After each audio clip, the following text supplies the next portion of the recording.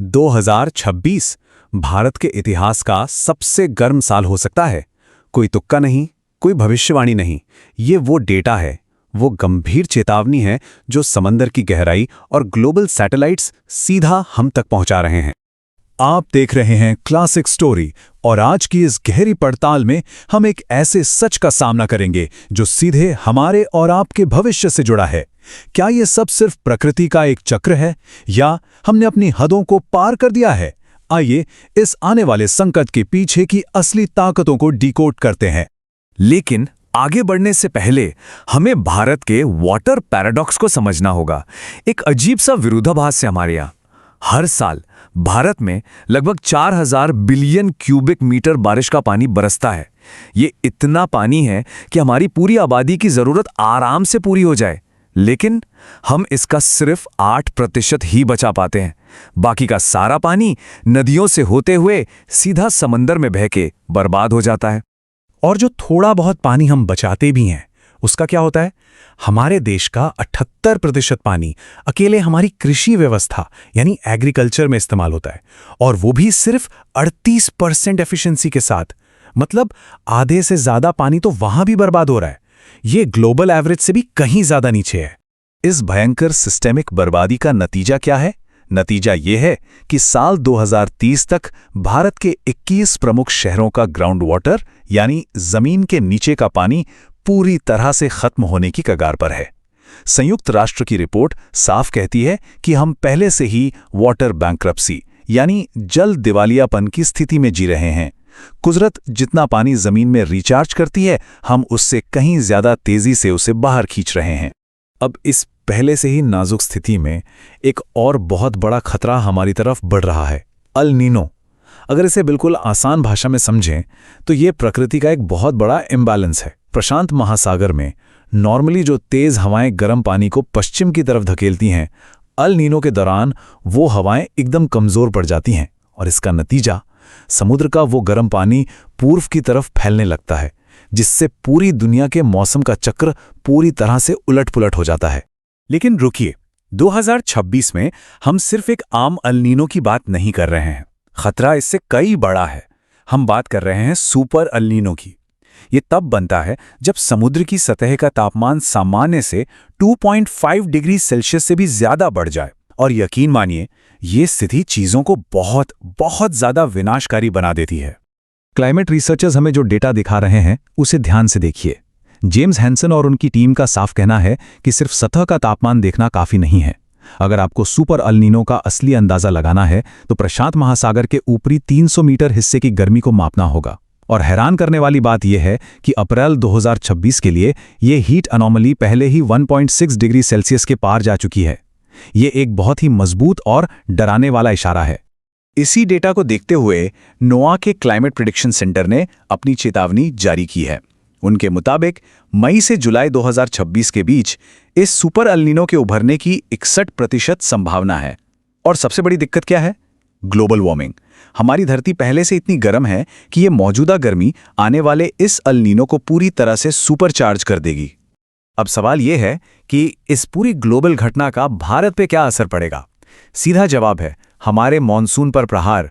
2026 के इस super El Nino का मतलब है कि हमारे पीक मॉनसून के बाधित होने की 70% संभावना है। और हम सब जानते हैं कि भारत के लिए मॉनसून सिर्फ बारिश की बूंदें नहीं है, ये हमारी 60 करोड़ ग्रामीण आबादी, हमारी पूरी इकोनॉमी की इकलौती रीढ़ है।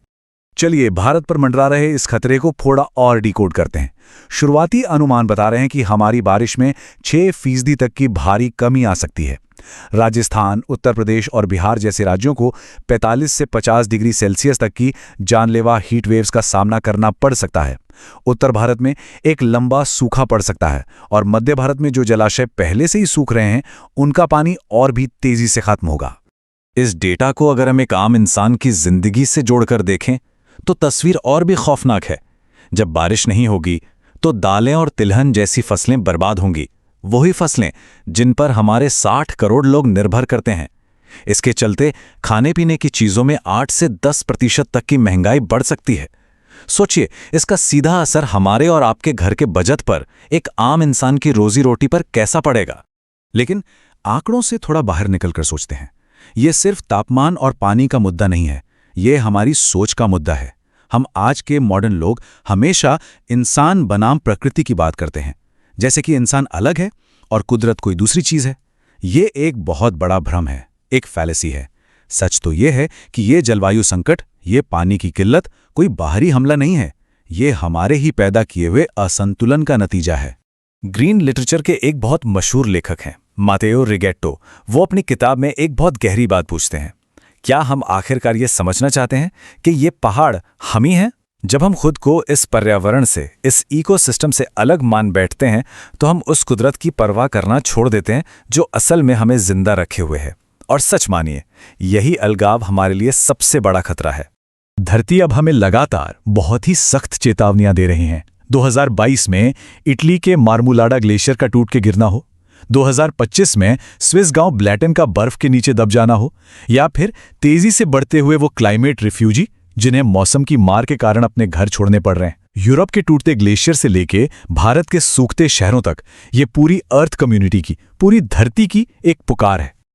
और इस पुकार का एक ही जवाब है, हमारा री-एजुकेशन। हमें फिर से सीखना होगा। इस बेतहाशा भागदौड़ और अंधी शहरी रेस को अब रोकना ही होगा। हमें प्रकृति की ले, उसके नेचुरल रिदम का सम्मान करना फिर से सीखना होगा। जिस तरह से हम बिना सोचे समझे संसाधनों को बस निचोड़े जा रहे हैं, उसे छोड़कर एक सस्टेनेबल और समझदारी भरा जीवन अपनाना होगा। तो क्या सब खत्म हो गया है? बिल्कुल नहीं। सवाल ये है कि 2026 के इस आने वाले संकट से बचने के लिए हम आज क्या कर सकते हैं? हमें डरना नहीं है, हमें प्रोएक्टिव होना है। किसानों को ऐसे बीजों का इस्तेमाल बढ़ाना होगा जो सूखे से लड़ सकें। हमें माइक्रो इरिगेशन यानी बूंद बूंद सिंचाई के सिस्टम को हर गांव तक पहुंचाना होगा। आर्टिफिशियल इंटेलिजेंस का इस्तेमाल करके मौसम की सटीक भविष्यवाणी करनी होगी। और हमारे जलाशयों में जो पानी है, उसमें सबसे पहली प्राथमिकता सिर्फ और सिर्फ पीने के पानी को देनी होगी।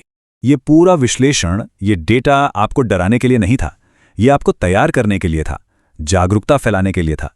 अगर इस पड़ताल से आपको कुछ नया नजरिया मिला हो तो इसे शेयर जरूर करें, क्योंकि ज्ञान जब बांटा जाता है तब बढ़ता है। ऐसी ही गहरी और जरूरी जानकारियों से जुड़े रहने के लिए हमारे साथ बने रहें। जाते जाते एक अहम सवाल आपके लिए छोड़ रहा हूं। हमारे कुएं पूरी तरह से सूखने से पहले क्या हम बस चुपचाप एक तमाशाई बने रहेंगे, या फिर फाइनली इस इकोसिस्टम में अपनी सही भूमिका को स्वीकार करेंगे? जवाब हम सबको मिलकर खोजना होगा।